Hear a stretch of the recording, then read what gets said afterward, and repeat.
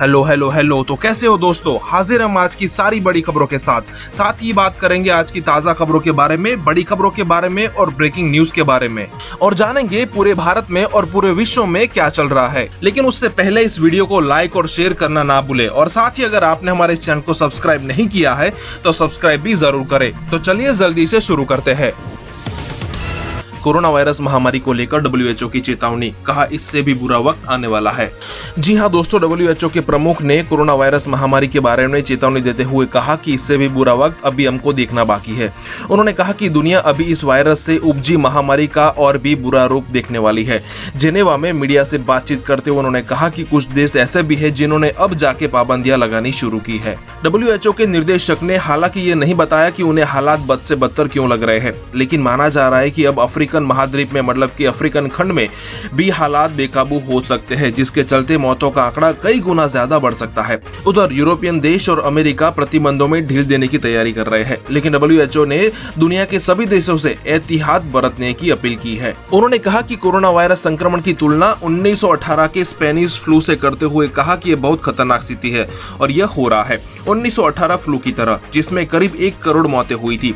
उन्होंने आगे कहा कि घबराने की जरूरत नहीं है, हम इस आपदा से बच सकते हैं, हम उस तरह का संकट पैदा होने से बच सकते हैं। उन्होंने कहा कि भरोसा करें, सबसे बुरा वक्त अभी आने वाला है, इसीलिए इस आपदा को रोकने पर ध्यान दें।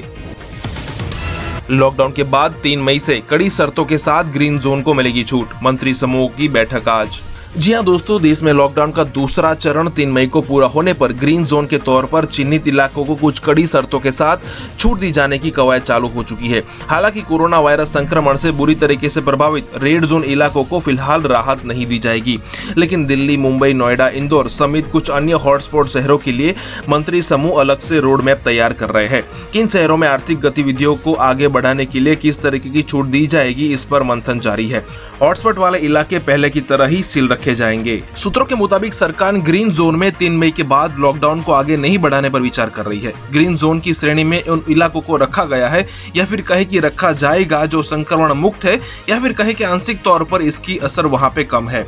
ऐसे इलाकों में लॉकडाउन तो हटा दिया जाएगा, लेकिन स्थानीय निवासियों को मास्क पहनने और सोशल डिस्टेंसिंग का पालन करने समेत कई अन्य कड़ी शर्तों का पालन करना होगा। ऐसा नहीं किए जाने पर इलाके में दोबारा लॉकडाउन किया जा सकता है। सूत्रों का कहना है कि रेल, हवाई एवं अंतर्राज्यीय बस सेवाओं पर रोक लॉकडाउन के बाद भी जारी रहेगी। दुनिया भर में 26 लाख से ज्यादा लोग संक्रमित, अमेरिका में मृतकों का आंकड़ा 45,000 के पार। जी हां दोस्तों, दुनिया वैश्विक महामारी कोरोना संक्रमण के दौर से गुजर रही है। कोरोना से मरने वालों की संख्या में रोज बढ़ोतरी हो रही है। इस वायरस से अब तक 1,80,000 से ज्यादा जाने जा चुकी है, जबकि 26 लाख लोग से ज्यादा लोग संक्रमित पाए जा चुके हैं, जबकि 7 लाख के आसपास लोग ठीक भी हो चुके हैं। दुनिया में सबसे ज्यादा प्रभावित देश अमेरिका में मृतकों की संख्या 45,000 को पार कर चुकी है, जबकि 8,20,000 से ज्यादा लोग संक्रमित भी पाए जा चुके हैं। अगर चाइना की बात करें तो कोरोना संकट से उबर रहे चीन में 30 नए मामले सामने आए हैं। इनमें से ज्यादातर विदेश से लौट रहे चीनी नागरिक हैं। इसके बाद देश में आयातित संक्रमितों की संख्या 1610 हो चुकी है।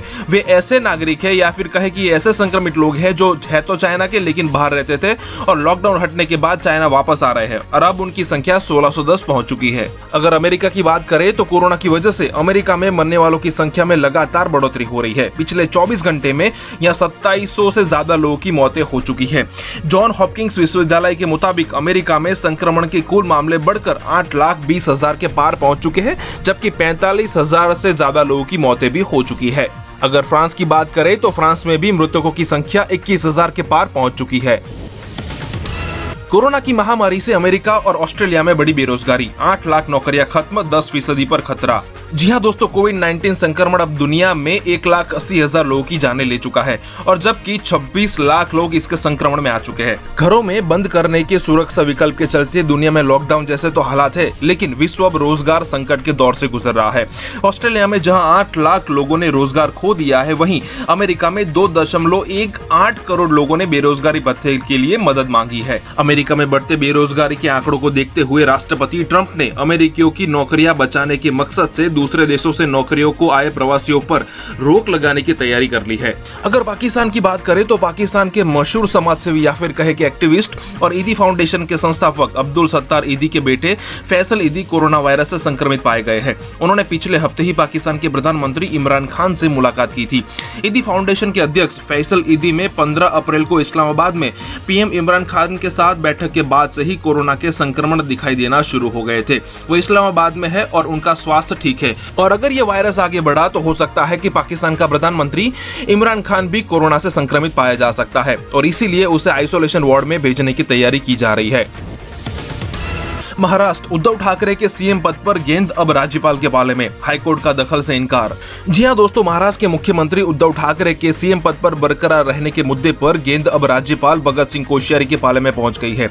एक भाजपा कार्यकर्ता ने बॉम्बे हाईकोर्ट में याचिका दायर कर राज्य कैबिनेट की तरफ से ठाकरे को विधान परिषद में राज्यपाल कोटे से नामित सदस्य बनाए जाने की सिफारिश का विरोध किया है। इस पर हाईकोर्ट ने याचिका स्थगित करते हुए कहा कि राज्यपाल को ही राज्य कैबिनेट की सिफारिश की वैधता पर निर्णय लेना चाहिए। अब राज्यपाल ही उद्धव ठाकरे को विधान परिषद में अपने कोटे से नामित सदस्य के तौर पर प्रवेश देने या नहीं देने पर निर्णय करेंगे। दोस्तों, अगर आसान भाषा में बात करें तो किसी भी नेता को किसी भी राज्य के मुख्यमंत्री बनने के लिए विधानसभा का मेंबर होना जरूरी है। अगर महाराष्ट्र की बात करें तो यहाँ पे दो विकल्प है, वो नेता विधान परिषद का मेंबर हो सकता है या फिर विधानसभा का मेंबर हो सकता है, लेकिन उद्धव ठाकरे इनमें से किसी का भी मेंबर नहीं है। विधान परिषद या फिर विधानसभा किसी का मेंबर नहीं होने पर भी अगर कोई नेता किसी राज्य का मुख्यमंत्री बनता है तो उसे कुछ महीनों की मुदत दी जाती है जिससे वो इसका मेंबर बन सके। लेकिन यहाँ पे प्रॉब्लम ये है कि उद्धव ठाकरे इनमें से किसी के भी मेंबर अभी तक नहीं बन पाए और ऐसी सिचुएशन में उनकी कुर्सी जा सकती है, मतलब कि उनका सीएम पद छोड़ना पड़ सकता है। अब पूरी की पूरी गेंद राज्यपाल के पाले में आ चुकी है।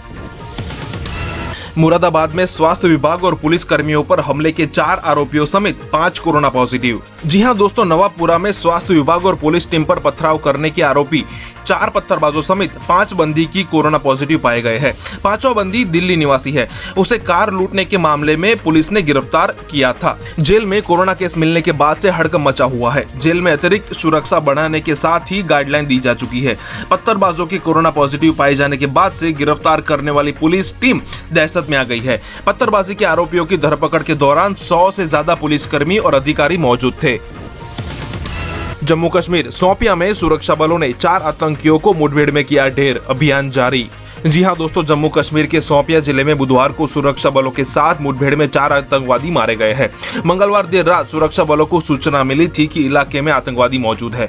इस सूचना पर 55 राष्ट्रीय राइफल्स, सीआरपीएफ और एसओजी की टीम ने गांव को घेराबंदी कर सर्च ऑपरेशन चलाया था। घेरा सख्त होता देख एक मकान में छिपे आतंकियों ने सुरक्षा बलों को निशाना बनाकर फायरिंग शुरू कर दी। पहले तो सुरक्षा बलों ने उन्हें समर्पण के लिए कहा, इसके बाद भी आतंकवादियों ने गोलीबारी जारी रखी तो सुरक्षा बलों ने भी जवाबी कार्रवाई की। पुलिस के एक अधिकारी ने बताया कि सुरक्षा बलों ने शोपियां के मेलहुरा इलाके में आतंकवादियों की मौजूदगी की खुफिया सूचना मिलने के बाद मंगलवार रात को वहां घेराबंदी की और तलाशी अभियान भी चलाया था। अभी भी मुठभेड़ जारी है और मारे गए आतंकवादियों की पहचान भी की जा रही है। यूपी के अलीगढ़ में पुलिस पर पथराव, बाजार बंद कराने गई थी टीम। जी हां दोस्तों, उत्तर प्रदेश में कोरोना वायरस से संक्रमित लोगों की संख्या लगातार बढ़ती जा रही है। बुधवार को मुरादाबाद में कोरोना वायरस के 3 साल के बच्चे समेत 21 और अमरोहा में 5 और लोगों की जांच रिपोर्ट पॉजिटिव आई है। यूपी में अब संक्रमितों की संख्या 1400 के आसपास पहुंच चुकी है। वहीं अब 10 जिले कोरोना फ्री घोषित किए जा चुके हैं। वहीं अलीगढ़ में पुलिस पर पथराव किया गया है। पुलिस टीम यहां बाजार बंद कराने गई थी। अलीगढ़ में भूजपुरा में लॉकडाउन के दौरान मिलने वाली छूट की समय अवधि पूरी होने के बाद बाजार बंद कराने गई पुलिस कर्मियों पर भीड़ ने पथराव कर दिया। महिला पुलिस कर्मी सहित 3 पुलिसकर्मी हमले में घायल हो गए। भीड़ ने लेपर्ड बाइक में भी तोड़फोड़ की। फिलहाल भारी मात्रा में पुलिस फोर्स मौके पर पहुंच चुकी है और फिलहाल स्थिति नियंत्रण में है। राजस्थान में कोरोना, लॉकडाउन में फंसे मजदूरों ने बदल डाली सरकारी स्कूल की सूरत। जी हां दोस्तों, लॉकडाउन के कारण बीच रास्ते में फंसे मजदूरों ने अपनी मेहनत से राजस्थान के स्कूल की सूरत बदलकर सकारात्मक सोच का एक नायाब उदाहरण पेश किया है।